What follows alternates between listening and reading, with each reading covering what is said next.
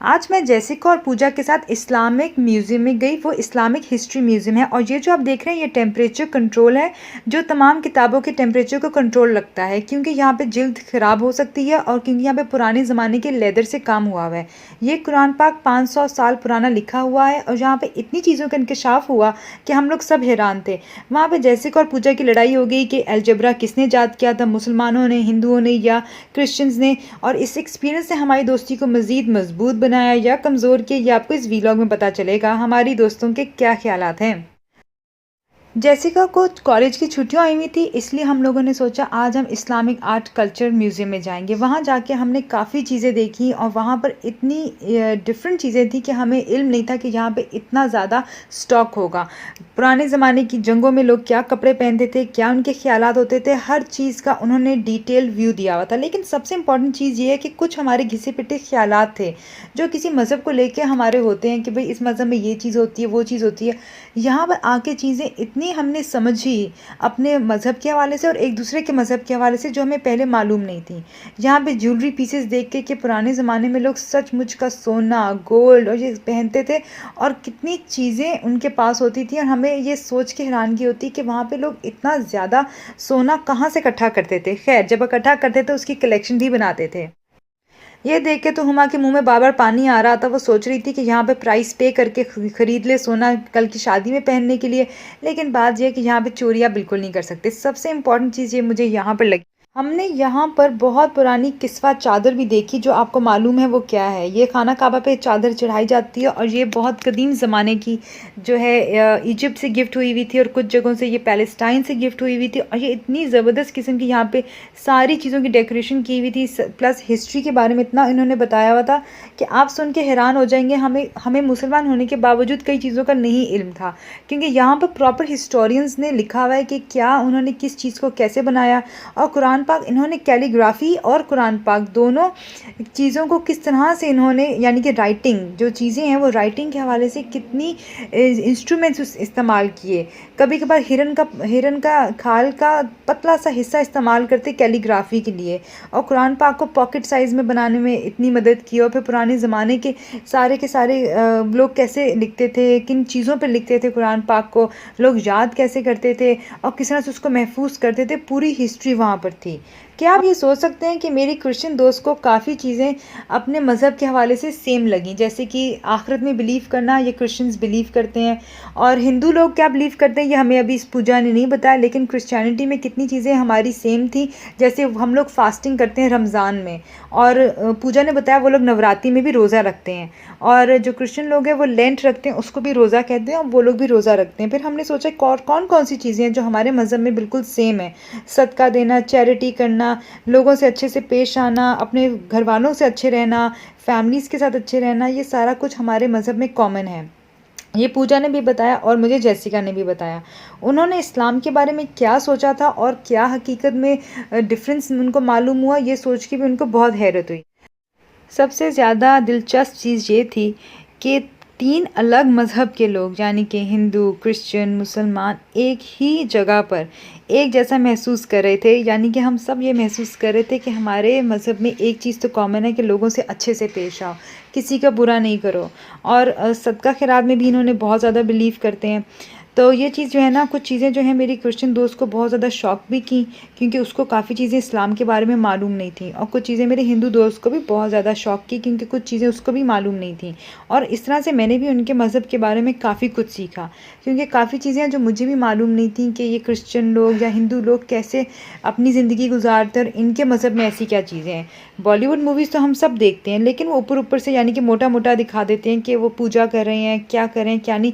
थोड़े बहुत ट्रेडिशंस आप उनके ज़रूर याद कर लेते हो, उनके कल्चर सीख लेते हो, लेकिन मज़हब ज़ाहिर सी बात है आप किसी मूवी से नहीं सीख सकते हो कि उनके मज़हब में क्या चीज़ है क्या नहीं। हाँ, ये मालूम है नवरात्रि में क्या होता है, ये मालूम है उनकी दिवाली में क्या होता है, और ये पता है कि वो लोग रोज़ा रखते हैं, जिसको कहते हैं ये लोग एक दिन जो रोज़ा रखते हैं अपने शौहर के लिए, उसको भी एक ख़ास किस्म का इनका एक फ़ास्टिंग होता है, ये वो लोग रखते हैं, और उस फास्टिंग को करवा चौथ कहते हैं ये लोग। तो इस तरह की काफ़ी चीज़ें हमारे मज़हब में और उनके मज़हब में जो डिफरेंसेस थे हमने शेयर किए। लेकिन इस एक्सपीरियंस में एक चीज़ ज़रूर थी, कुछ चीज़ों पे जेसिका और पूजा जो है बहस कर रहे थे, और बहस किस चीज़ पे थी कि भाई अलजबरा किसने ईजाद किया। मुसलमानों की ईजाद थी, लेकिन असल में उस पे जो काम असल में किया और उसको ज़्यादा प्रोग्रेस में लाए वो फलाने मज़हब के लोग थे या टमकाने मज़हब के लोग थे। इस चीज़ पे काफ़ी उनकी बहस होती रही, जिसकी वजह से मैंने उनको छोड़ के साइड पे आके बाकी चीज़ों के ऊपर स्टडी की। उनके पुराने ज़माने में लोग कैसे रहते थे, कौन सा मटेरियल यूज़ करते थे, अपने घरों में कैसे रहते थे, वो सब चीज़ें देखकर आप हैरान हो जाएंगे कि इतने हर दौर में लोगों को ब्यूटिफिकेशन से, एस्थेटिक से बहुत लगाव था। यानी अपने घरों को खूबसूरत बनाना, अपने रहन सहन को अच्छे से अच्छा बनाना, ये हर दौर में मेरे ख्याल से लोगों को शौक़ रहा है। फिर हमने काफ़ी पेंसिल्स देखी जिससे आप कैलीग्राफी कर सकते हो, कैंची से, पतले पतले आप हिरन के बाल से जो है पेंट ब्रश इस्तेमाल कर सकते हो। एक चीज़ मैंने ऑब्ज़र्व की है कि इस तरह की जो एजुकेशनल ट्रिप्स हैं आपको ज़रूर करने चाहिए, एटलीस्ट लाइफ में एक दफ़ा आपको ज़रूर करने चाहिए, क्योंकि इससे आप बहुत कुछ सीखते हो और आपका ज़हन खुलता है। और आप लोग समझते हैं, हम लोग समझते हैं कि हमें हर चीज़ का नॉलेज आ गया है, लेकिन नॉलेज हमेशा शेयर करने से ज़्यादा बढ़ता है, क्वेश्चन करने से ज़्यादा बढ़ता है। आप जितना सवाल करेंगे, यानी कि अपने नॉलेज के ऊपर, अपने जहन के ऊपर सवाल करेंगे, उतना आपका नॉलेज बढ़ेगा। अगर आपने एक चीज़ सीखी है तो उसको मज़ीद समझें, उस पर गौर व फिक्र करें। सवाल का मतलब ये नहीं कि बस सवाल पे सवाल करो, क्योंकि कुछ सवाल तो आपको जो है अजीब तरीके से गलत डायरेक्शन में भी लेकर जा सकते हैं। सवाल का मतलब है गौर व फिक्र करना। आपको गौर व फिक्र करना चाहिए कि हमने जो चीज़ सीखी है इसके पीछे हिस्ट्री क्या थी, इसके पीछे बैकग्राउंड क्या थी, इससे हमें सीखा क्या, क्योंकि ये चीज़ें हमें लाइफ में इतनी चीज़ों के तौर तरीके सिखाती है जो हमें मालूम भी नहीं। अभी हम सब लोग ये सोचते हैं कि इन चीज़ों का कोई फ़ायदा नहीं, लेकिन जब हम सीखते हैं कोई नॉलेज और उसको शेयर करते हैं और लोगों का उसमें हम एनालिसिस लेते हैं, तो उससे हमें बहुत कुछ सीखने को मिलता है। और ये ज़रूर आपको करना चाहिए, क्योंकि मुझे ऐसे नहीं लगा था कि मुझे कुछ चीज़ नई सीखने को मिलेगी, क्योंकि हम सब लोग एक घराने में, एक मुसलमान घराने में पैदा होते हैं। हमें हर चीज़ बचपन से सिखाई जाती है। कुरान पाक छोटे छोटे बच्चों ने हिफ्ज़ किया होता है और हमें लगता है हमने काफ़ी कुछ सीख लिया है। सीख बेशक लिया होता है, लेकिन वक्त के साथ उस नॉलेज को अपग्रेड करना, उसे मज़ीद सीखना, एडवांस नॉलेज हासिल करना बहुत ज़्यादा ज़रूरी होता है। इसलिए पूजा ने अब बताया है कि वो हमारा नेक्स्ट ट्रिप अब हिंदू म्यूज़ियम में लेकर जाएगी, लेकिन वो यहाँ पर कहाँ पे है हिंदू म्यूज़ियम, उसका हमें कुछ इल्म नहीं है। लेकिन देखते हैं वहाँ जाके हमें क्या सीखने को मिलता है, क्योंकि पिछली दफ़ा हम लोग चर्च गए थे, लेकिन वहाँ पे कुछ सेरेमनी हो रही थी जिसकी वजह से हम एंट्री नहीं कर पाए थे। और जब एंट्री की थी तो बहुत ही एंड में हम खड़े हुए थे, जिसकी वजह से हमें वापस आना पड़ा, क्योंकि हम ना अंदर जाके कुछ विज़िट कर सके, ना फ़ोटोज़ ले सके। इसलिए अब हम सोच रहे हैं कि हम बारी बारी और उन डेज़ में जहाँ छुट्टी हो और कोई ऐसी चीज़ ना हो जहाँ पे कोई बड़ा सा फंक्शन हो रहा हो, क्योंकि उन फंक्शंस के दौरान आप भीड़ इतना होता है, रश इतना ज़्यादा होता है कि आप कुछ सीख नहीं सकते, पढ़ नहीं सकते, और साथ में आप हर वक्त जल्दी में रहते हो, लोगों को जगह देनी है, ये करना है, वो करना है, आप रियल कल्चर फिर नहीं सीख सकते हो। इसलिए नेक्स्ट ट्रिप जो है हमारा एक टेंपल में भी होगा, हम हिंदू टेंपल में भी जाएंगे और उसके बाद एक म्यूज़ियम में भी जाएंगे, अगर हमें म्यूज़ियम मिल गया, और उसके बाद हम चर्च भी जाएंगे देखने के लिए कि क्या चीज़ें हमारे मज़हब में कॉमन है और क्या चीज़ें अलग हैं, और क्या ये चीज़ें जो है इंसान को इतना दूर ले जाती हैं एक दूसरे से कि हम यही भूल जाते हैं कि हम इंसान हैं।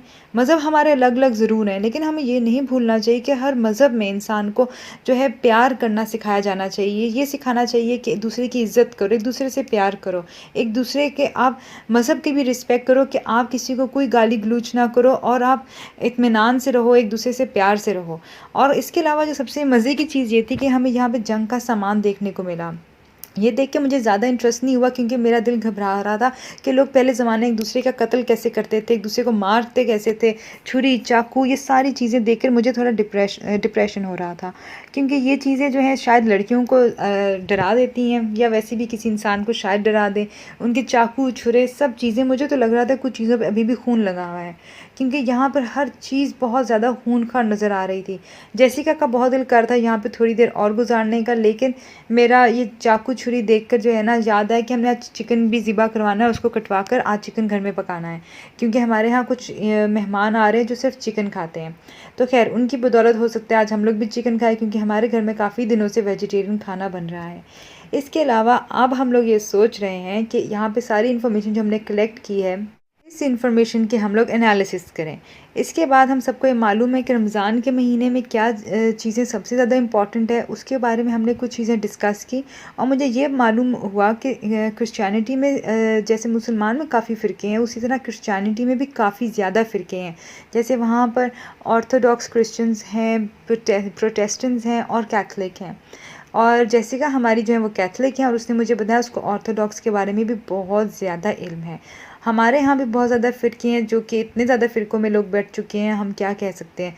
हिंदू लोगों में कितने फ़िरके हैं ये हम पूजा से पूछना भूल गए, क्योंकि हमें ये ज़रूर मालूम है कि वहाँ पे कास्ट सिस्टम चलता है। कुछ लोग ब्राह्मण होते हैं, वो एक किस्म की जॉब्स करते हैं और डिफरेंट किस्म की जॉब नहीं कर सकते, और ये सब चीज़ें सीखने के लिए हमें काफ़ी टाइम चाहिए। लेकिन सबसे ज़्यादा इम्पॉर्टेंट चीज़ ये है कि हमें टॉलरेंस होना चाहिए, हमें ये समझना चाहिए कि हर शख्स मुख्तलिफ है और हमें हर शख्स की जो है ज़हनियत का ध्यान रखना चाहिए कि कौन शख्स क्या सोच रहा है क्या नहीं। हमें अपने इल्म में हमेशा इजाफ़ा करना चाहिए, और गौर व फ़िक्र ऐसी चीज़ है जो आपको करना कभी नहीं छोड़ना चाहिए। आपको हमेशा गौर व फ़िक्र करना चाहिए कि क्या चीज़ हमारी लाइफ में सबसे इम्पॉर्टेंट है।